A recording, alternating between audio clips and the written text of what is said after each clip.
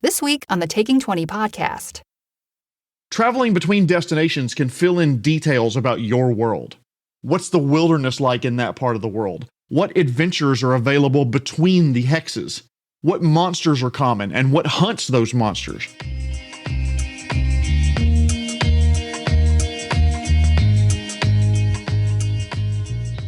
Ladies and gentlemen, welcome to episode 92 of the Taking 20 podcast. This week all about travel and exploration. This week's sponsor, computer viruses. Don't let your thin client catch one. It's a terminal illness.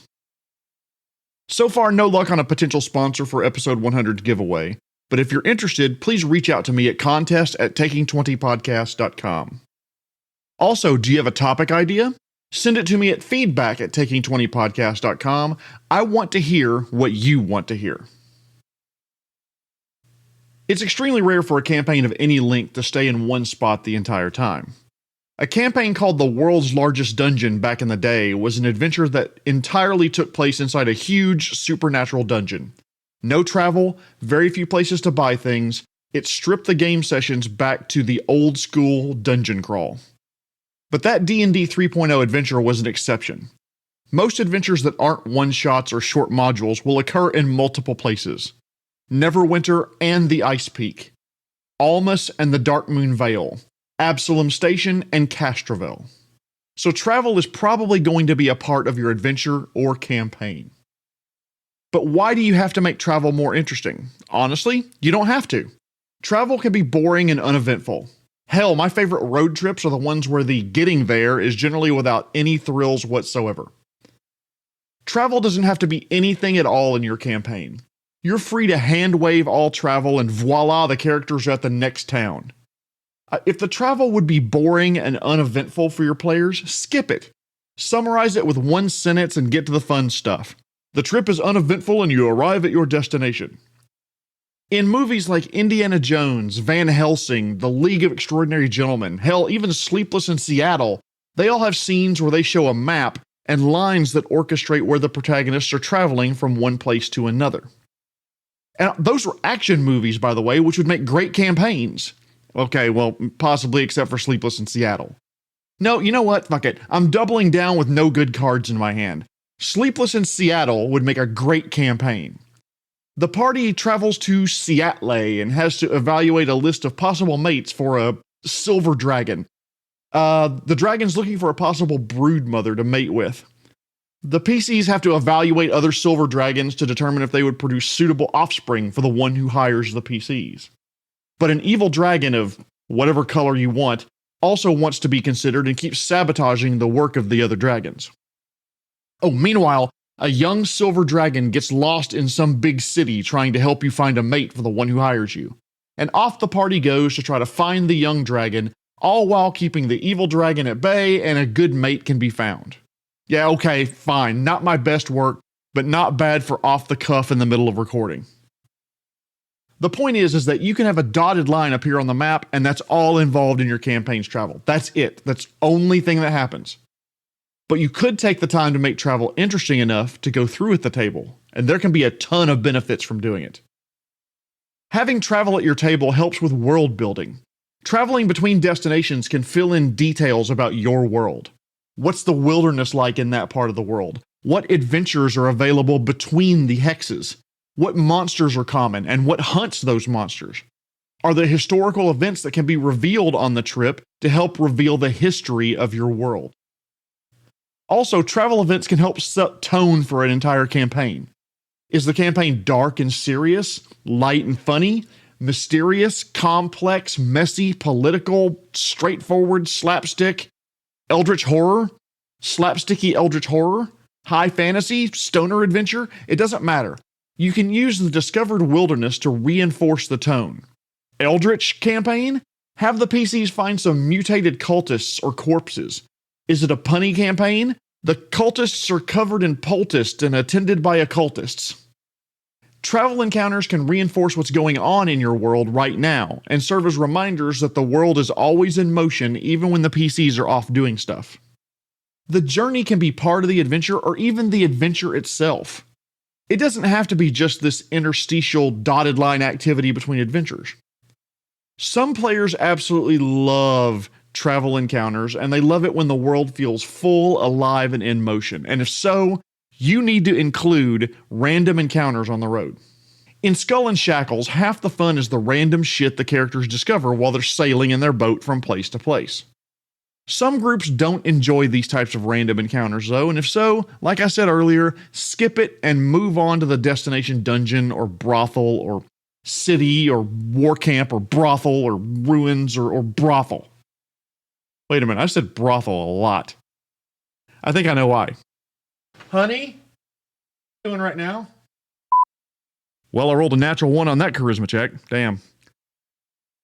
It can be boring, though, rolling wilderness and survival checks, hunting for food, and keeping track of water and so forth. So if your party doesn't like it, don't do it. If your party does, those blank spots on the map can be exciting. You don't know what's there. It could be anything. It could be ruins, a cave system, a volcano, one of the PC's cousins, Mildred. The earliest iterations of Dungeons & Dragons had exploration on a hex map as one of the major parts of the game. The DM would draw the contents of each hex as it was discovered by the adventuring party, so they'd be staring at a completely blank map, and they'd move to a new hex, and maybe it was a mountain, or a swamp, or a city.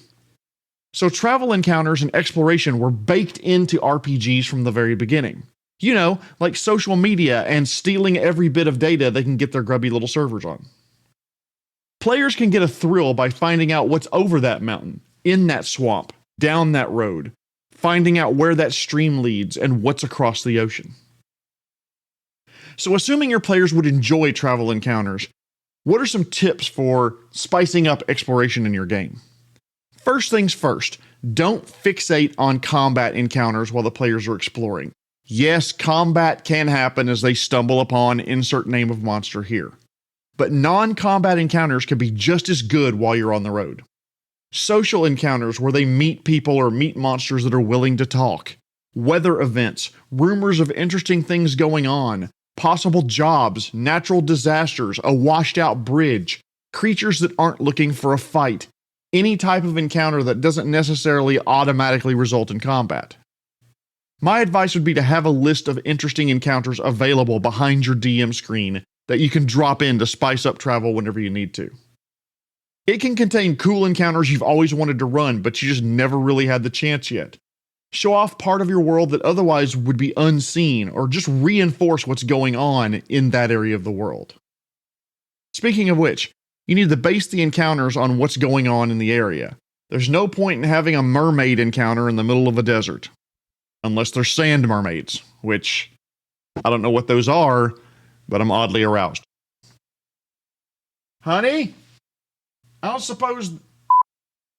That was probably about a natural 2 at best. Moving on. Are the PCs traveling through war-torn lands? They could encounter refugees begging for food, traveling caravans blocking the road, border patrols blocking passage, homes being put to the torch, advancing armies, bandits using the chaos of the world to rob and pillage. The players could find advanced scout parties, material shipments headed for the front, intelligence information that could swing the tide of the war from one way to another. Now you may be saying, how the hell can PCs find military intelligence in the middle of fucking nowhere? Well, on September 13th, 1862, Union troops in the American Civil War found the Confederacy's battle plans for Antietam in the mud on the side of the road. Is that area of your world overcome by famine? Maybe they find people relocating to areas to try to find a better life for themselves. They might find well-guarded food shipments bound for one nation or one town or another. They could also find traveling merchants who are willing to pay a pretty penny for their foodstuffs that they have on their person. Are they traveling through a peaceful land in the middle of harvest season and pleasant weather? They could find farmers who are looking for strong helper hands, elderly couple whose cart has broken down, traveling merchants heading to the market, fresh produce being delivered or sold right there on the side of the road. But on the other hand, what if it's a harsh winter? You could have environmental encounters like snow and hail forcing the players to hide or they'll wind up being sick, sleet that slows down travel, snowed over roads that they become almost impassable, fog making discerning exact direction very, very difficult. Animals and foodstuffs being very, very hard to come by.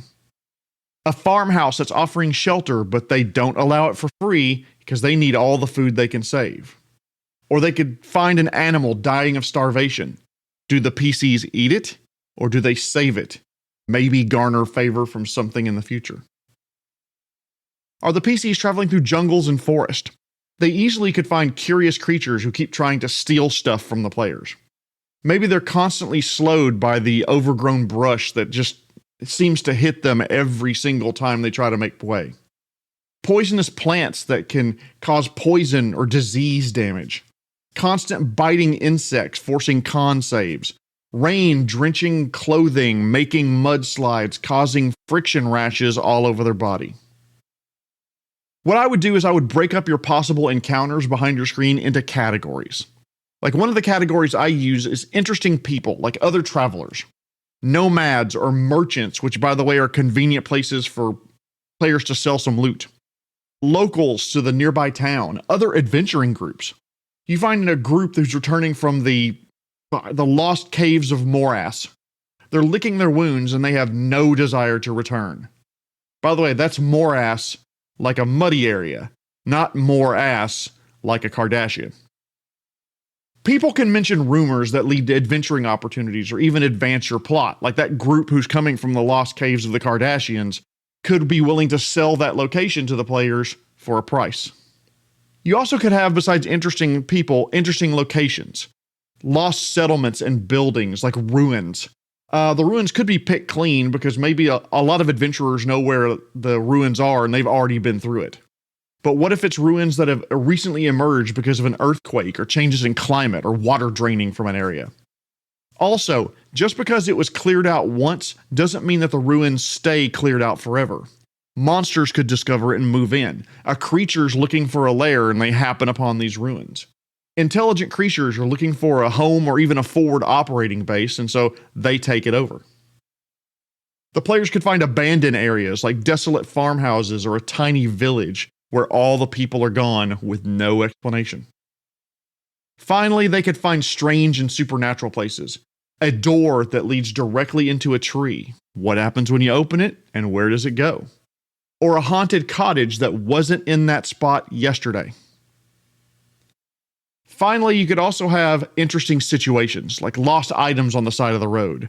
There's a sack with items in it that's just sitting on the side of the road. Did it fall off the wagon? Is it bait? Is it a trap? You could find animals in distress, and sometimes they could have unexpected items on them. I once ran a random encounter where there was an elk wearing a crown. The crown had gotten stuck on the elk's head, and the antlers had grown through it. So the players had to decide, do they try to kill the elk to take the crown? Because the elk was really skittish of them and didn't want to be around them. How about a halfling who set up a for sale tent with random weird crap available to purchase? Maybe some of it is a little bit, stolen. Opportunities for adventure. An inquisitor who needs help hunting down some people who have robbed from the temple. A dirty old woman who isn't what she seems. It could be negative, like a hag of some sort, or positive. Maybe like an old adventurer who's been driven insane. If the party helps her regain her senses, she could be a very powerful ally. Or something just simple and symbolic. An abandoned set of handcuffs or shackles. Whose are they? Where did that person go? I'd love to know. Let's find out. It'd be great if you can tie all this into your adventure, but it doesn't have to be. It could just be an interesting idea. You don't even have to know where the idea will lead. Just throw the idea out or throw the situation in front of the players and see where the players take it. Sometimes you make the encounters random, but add to the narrative obviously if you can. Role-playing and combat are not mutually exclusive. The random encounter could be a pack of wolves or a pack of goblins.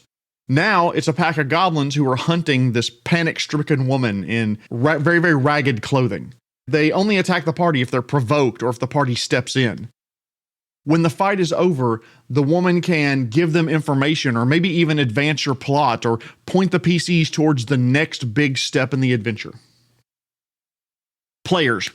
Make sure you role play with the other players, strike up a conversation and learn more about their backgrounds or share some of yours as part of the travel.